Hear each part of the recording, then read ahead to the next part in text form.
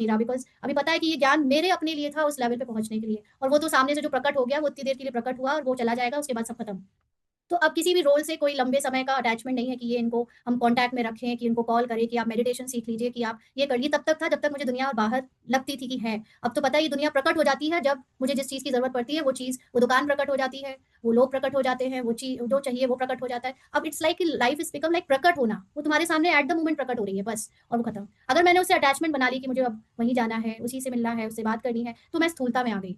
फिर मेरे लिए नए-नए मिरेकल्स नहीं होंगे, फिर तो वो मैं पुराना अटैचमेंट मोह हो गया, उसको पकड़े रहने की वाली बात हो गई, इनसिक्योरिटी की बात हो गई कि अगर वो नहीं तो कैसे चलेगा। लेट ड्रामा फ्लो, ड्रामा को निकलने दो, दिखाने दो नई-नई चीज़ें, नई-नई बातें, नई-नई वो क्या और उसी में हमारी चेकिंग भी होती जाती है अंदर ही अंदर की कहाँ-कहाँ टेंशन है, कहाँ-कहाँ इमोशंस में फँसे हैं, किस ईगो की लेयर को पहचानना, चोर को पहचानना, सब उसी में हो रहा है।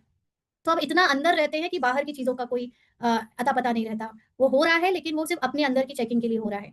तो धीरे-धीरे ये सब बातें आपको और गुप्त पता चलती जाएँगी। तो सब बातें तो आप बताओगे कहाँ तक बताओगे? पहले स्थूल चीज़ें होती थी तो वो बताया जाता था कि आज ये हुआ, वो हुआ। अब सूक्ष्म में हो रहा है वो कहाँ बता पाओ, है ना? तो किसी को भी पता नहीं है कि तुम क्या कर रहे हो। जिन्होंने कल